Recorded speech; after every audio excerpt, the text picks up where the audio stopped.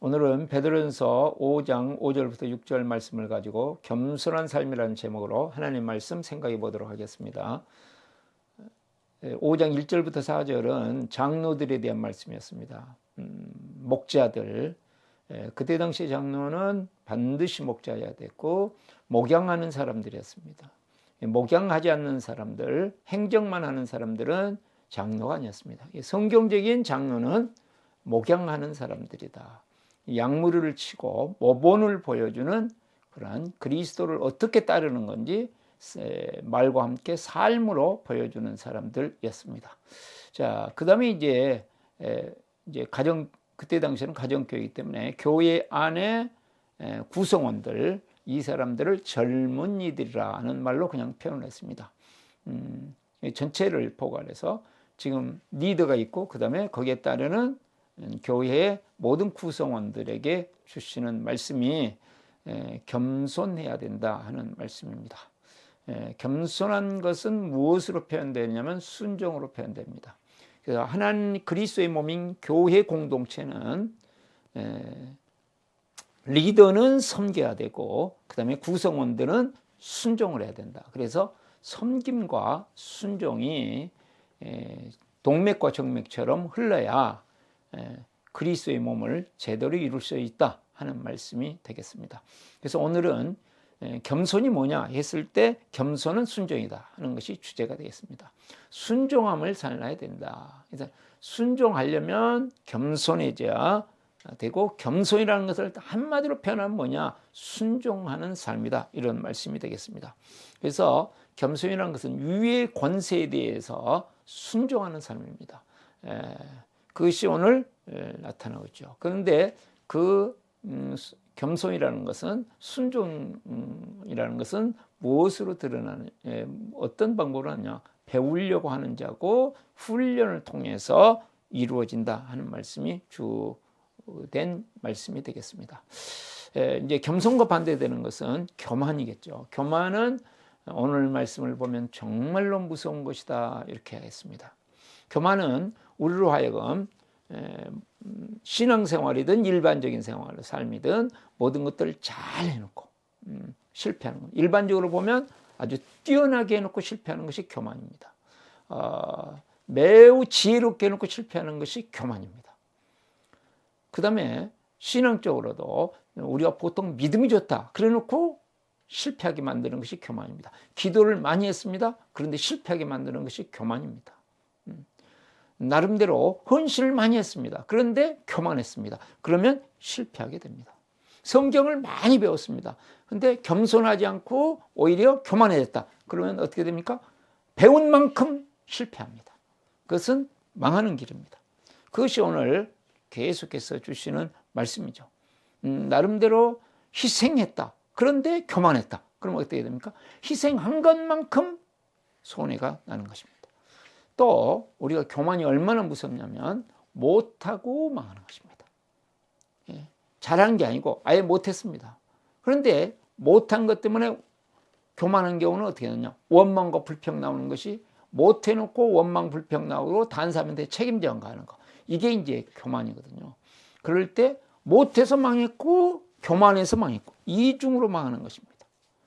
그 다음에 이것은 특별히 공동체에 주신 말씀이기 때문에 공동체 안에서 불순종하는 것들, 자 젊은이들은 순종으로 열매를 맺어야 된다 했거든요. 그래서 이 사고 방식이 공동체 안에서 다른 사람들을 존중하고 다른 사람들을 나보다 더 낮게 여기고 그런 마음이 없이 부정적으로 어떤 공동체든지 완전한 공동체는 없습니다. 우리가 교회들을 봐도 고린도교회는 고린도교회대로, 로마교회는 로마교회대로, 빌립보교회는 빌립보교회대로 다 좋은 점도 많았지만 참 안타까운 점이 많이 있습니다. 여러분 교회마다 완벽하지가 않습니다. 그래서 이제 우리가 보면 데살로니가 교회 얼마나 좋은 교회였습니까? 많은 아가야와 마케도니아에 있는 교회들의 모델이었습니다. 그럼에도 불구하고 데살로니가 전후서를 보면 교회 안에 상당한 문제가 있었거든요. 그러므로 공동체 안에서 이런 부정적인 사고방식을 가지고 그걸 핑계로 삼아서 불순종하는 거. 이게 이제 교만이거든요. 교만은 공동체 안에 반드시 존재하게 되어 있는 이런 것들을 핑계로 무기로 삼아서 불순종하는 것. 이것에 대해서 지금 베드로전서 5장 5절부터 6절은 강하게 말씀하고 있습니다. 지금 이 세상의 지금 박해, 이 세상에서 우리가 하나님의 나라를 이루기 위해서는 정말 모든 일들이 어렵고 또 더 큰 고난이 오는데 그것은 나 개인으로 이길 수 있는 것이 아니고 하나님께서 기뻐하시는 공동체가 되는데 리더는 섬김의 자세를 가지고 본을 보여주면서 섬겨야 되고 그 다음에 구성원들은 어떻게 해야 됩니까? 순종함으로써 겸손한 마음을 가지고 순종함으로써 하나가 되어 지금 오해와 박해를 뚫고 하나님의 나라를 이루어야 된다는 말씀이 되겠습니다. 그러면 우리가 어떻게 정말 겸손한 마음을 가지고 순종하면서 살아갈 수 있을 것인가 하는 것에 대해서 5가지로 생각을 해보겠습니다. 본래는 제가 한 2가지 이렇게 하는데 오늘 5가지로 좀 많이 생각했습니다. 첫 번째는 서로 겸손합니다. 누가 누구의 겸손이 아니고 서로 겸손이라는 것을 말씀하고 있습니다. 5절에 보시면 젊은 자들아 이와 같이 장로들에게 순종하고, 이와 같이는 장로들이란 것처럼 똑같이 장로들에게 순종하고 장로들에게 순종하려고 한다. 자, 나는 하나님께는 순종하는데 장로들에게 순종하지 않겠다. 이것처럼 말이 안 되는 소리가 없습니다. 그래서 정말로 하나님 앞에 순종한다면 장로들에게 순종하고 다 서로 겸손으로 허리를 동이라. 겸손해야 한다. 서로 겸손해야 된다. 서로 감사하고 서로 칭찬하고 서로 격려해주고 서로 배울 것은 배워야 된다. 못하는 것에 대해서는 격려하고 잘하는 것에 대해서는 배울 수 있는 이런 마음. 그래서 서로가 서로 영향을 줄 수 있어야 된다는 것이요. 신약교회의 특징은 서로에게 배우는 것이 문화가 되어 있습니다. 로버트 뱅크스라고 하는 이 신약학자이면서 1세기 교회를 집중적으로 연구한 세계적인 권위자이신데 이분이 바울이 공동체 사상이라는 책을 상당히 두꺼운 책을 썼습니다. 그런데 이분의 책을 제가 지난 주간에 다 읽었는데 그분에게서 보면 그래요. 가장 핵심인 건 뭐냐? 이 바울의 공동체, 바울 사도를 통해서 만들어진 교회 공동체 특징은 복음이 출발이요, 기준이요, 원동력이요, 생명이다. 복음이 가장 중요한 생명이면서 서로 배우는 것이었다. 그러므로 뭐가 중요하겠습니까? 나눔이 중요하다. 우리가 지금 이렇게 설교를 통해서 배우는 것도 중요하지만 서로 함께 은혜 받은 것을 나누고 삶을 나누고 말씀으로 어떻게 살았는지를 나누고 이런 서로의 나눔을 통해서 서로 영향을 받을 수 있어야 된다는 말씀이 되겠습니다. 자, 2번째는 허리를 동여맵니다 했어요. 자, 보시면 젊은 자들아 이와 같이 장로들에게 순종하고, 이게 핵심입니다. 서로 겸손으로 허리를 동이라. 겸손으로 허리를 동여맨다. 겸손해지는 것, 순종하는 것은 자동적으로 되는 게 아니다. 쉽게 되는 것이 아니다. 마음 먹는다고 되는 게 아니고 결단하고 훈련해야 된다. 집중, 반복, 지속적으로 계속 집중해서 우리가 훈련하지 않으면 실제적으로 겸손한 마음을, 순종하는 겸손을, 실제적인 겸손을 이루어낼 수 없고 정말 하나님께서 원하시는 공동체, 가정공동체, 교회 공동체를 이루어내기 어렵다 하는 말씀. 그래서 허리를 동여매라. 허리를 동여매라. 그 말씀은 단단히 마음을 먹고 결단하고 훈련해라. 움직이려고 허리를 동여매는 거 아니겠습니까? 그래서 마음을 단단히 먹고 훈련해야 한다 하는 말씀을 하고 있습니다. 제가 이제 정신치료에 대해서 이렇게 책을 보고 또 강의를 듣고 이렇게 하는데 이제 옛날 방법, 정신분석학적인 방법은 이미 효과가 떨어진 것으로서 정신치료에 이제 완전히 퇴물이 됐습니다. 그리고 이제 새로 등장하는 방법이 이제 인지행동치료라고. 인지행동치료는 지금 이 사람이 힘들어하는, 정신적으로 힘들어하는 근본 원인이 무엇인가를 찾아가서 그 다음에 그 찾아간 것을 가지고 이제 해석을 긍정적으로 하도록 이렇게 도와주는 것입니다.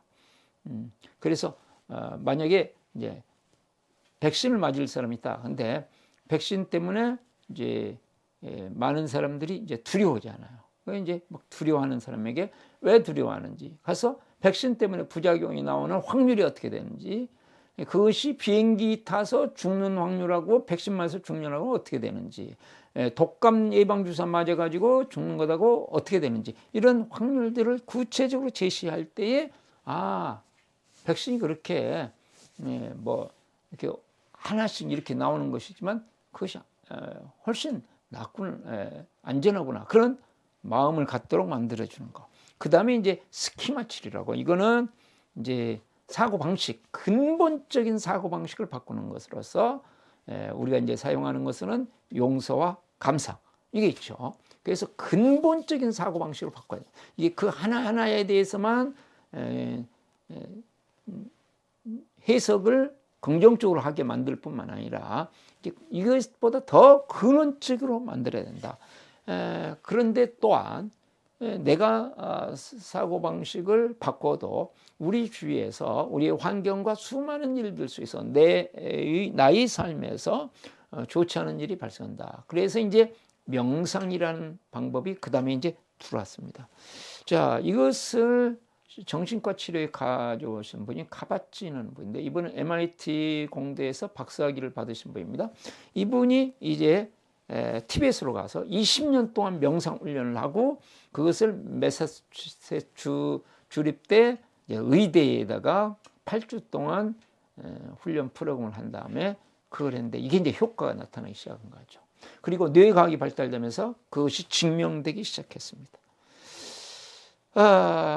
보세요. 이거 하나 만들었는데 이분은 20년 동안 MIT 공대 박사라고 하는 그 모든 것들을 내려놓고 가서 밑바닥부터 계속 훈련한 것이죠. 그런데 실제적으로 많은 사람들이 정신치료가 되더라, 그거 아니겠습니까? 근데 그거 실제적으로 우리는 교회 전통 속에서, 기독교 전통 속에서 정말 이것을 할 수 있는 훨씬 쉽고 좋은 방법이 있습니다. 그것이 잠자기 전에 감사하고 용서하고 감사하고 그 다음에는 예수님을 찾으면서 잠을 자는 것이고, 더 중요한 것은 오늘의 삶을 즐기고 내일을 기뻐하면서 사는 삶입니다. 자, 이것이 아무것도 아닌 것 같지만 계속해서 훈련할 때에 우리의 사고방식이 바뀌고 우리가 과거의 것들을, 좋지 않은 것을 땡겨다가 상처를 받고 미래에 아직 오지 않은 좋지 않은 것들을 향해서 염려하는 거, 이걸 이겨낼 수 있는 것이죠.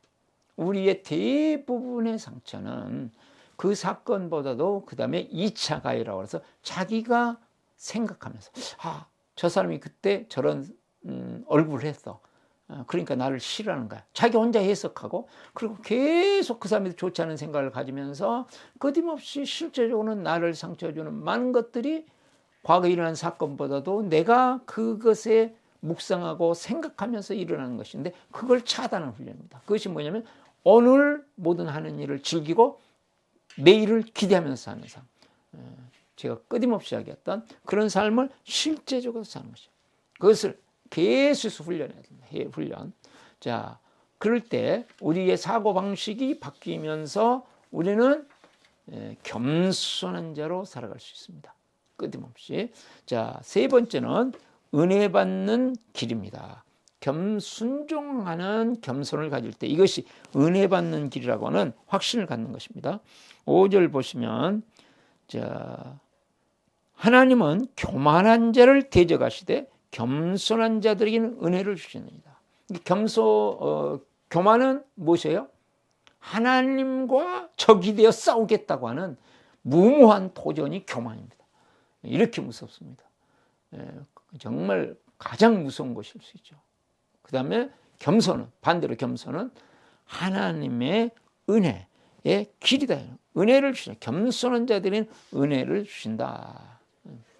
그래서 마태복음 16장 24절에 누구든지 나를 따라오는 자기를 부인하고 자기 십자가를 지고 나를 따를 것이다. 그러면 우리 주님께서 주시는 하나님 나라의 풍성한 것들을 우리가 마음껏 누릴 수 있죠. 그래서 우리가 근본적으로 해야 될 것, 하나님의 은혜를 받아 누리기 위해서는 겸손한 자가 돼야 되는데, 그것은 무엇이냐? 누구에게나 내가 배우겠다 하는 겸손한 자세를 가지고 그 다음에 계속 훈련하는 것이죠. 끊임없이 훈련하는 것입니다. 제가 유튜브에 두 가지 주장이 나왔어요. 하나는 이제 온라인 시대를 맞이해서 이 온라인 시대는 교회를 놀랍게 바꿀 수 있는 기회다. 그렇게 주장하면서 온라인 예배를 말씀하신 분이 계세요. 백주년 기념교회 이재철 목사님, 여러분 강하게 만약에 교회를 개척한다면 나는 온라인으로 교회를 개척하겠다. 이렇게 말씀하시면서 주장을 했습니다. 그것에 대해서 또 이제 이정훈 교수라고 울산대학교 이정훈 교수께서 이것을 강하게 또 비판했어요. 이것을 면죄부를 주는 것이다. 그랬어요. 그러니까 이제 뭐 이쪽의 의견, 저쪽의 의견 막 다른 사람들이 이야기를 하는데 저는 이재철 목사님의 의견에 전적으로 동의합니다. 또한 이정훈 교수님의 의견에 전적으로 동의합니다. 이재철 목사님이 말씀하시는 의도가 있어요. 그것은 참 좋은 의도였고 또 그래서 저에게 큰 도움이 됐고요. 그 다음에 이정훈 교수님이 면죄부를 준다. 한국교회가 온라인 예배를 잘못해버리면요, 정말 면죄부를 주는 교회가 정말 잘못된 걸로 가는 것에 대한 경고, 이거 반드시 필요하거든요. 그래서 그쪽 면을 보완해줘서 두 가지를 같이 하지 않으면 안 되겠다. 온라인 예배에 대한 이재철 목사님의 의견과 그것의 우려에 대한 이정훈 교수님의 의견을 같이 합치니까 훨씬 더 풍성해지는 것이죠. 자, 더 많은 것을 배우고 우리가 유익을 얻을 수 있었습니다. 제가 이재철 목사님에게도 배우고 이정훈 교수님에게도 어떻게든지 배울 때에 거기에서 하나님의 은혜가 임하는 것을 보았습니다. 그렇습니다. 겸손하게 배우려고 계속 훈련하면 하나님께서 거기에다가 은혜를 주십니다. 자, 네 번째는 하나님의 능력을 신뢰합니다. 6절 말씀을 보시면 그러므로 하나님의 능하신 손 아래에서 겸손하라. 우리가 겸손해야 되는데 이 겸손하기 위해서 순종하는 겸손을 위해서는 어떻게 하냐? 하나님의 능하신 손 아래에 있어야 된다. 하나님의 능력을 신뢰할 수 있어야 된다 하는 말씀이 되겠습니다. 다른 말로 하면 부활의 능력, 성령의 능력을 신뢰하라고 하죠. 자, 부활의 주님께서는 지금 영적인 세계를 통치하고 계시는 분이십니다. 그 다음에 인간 세계를 통치하고 계시는 분이십니다. 그 다음에 자연 세계를 통치하시는 분이십니다. 물질 세계를 통치하십니다. 그것을 예수님께서 이미 그림자로 보여주셨죠. 공생애 동안에 사복음서를 통해서 우리에게 분명히 보여주셨다. 부활하신 예수님은 이제 더 풍성하게 우리 안에 계시면서 우리를 통하여 주님은 오늘 또 우리 속에 주인이 되셔서 하나님의 능하신 손 안에서, 하나님의 능력의 손 안에서, 부활의 능력 안에서 살아갈 수 있도록 그렇게 해 주신 것이죠. 자,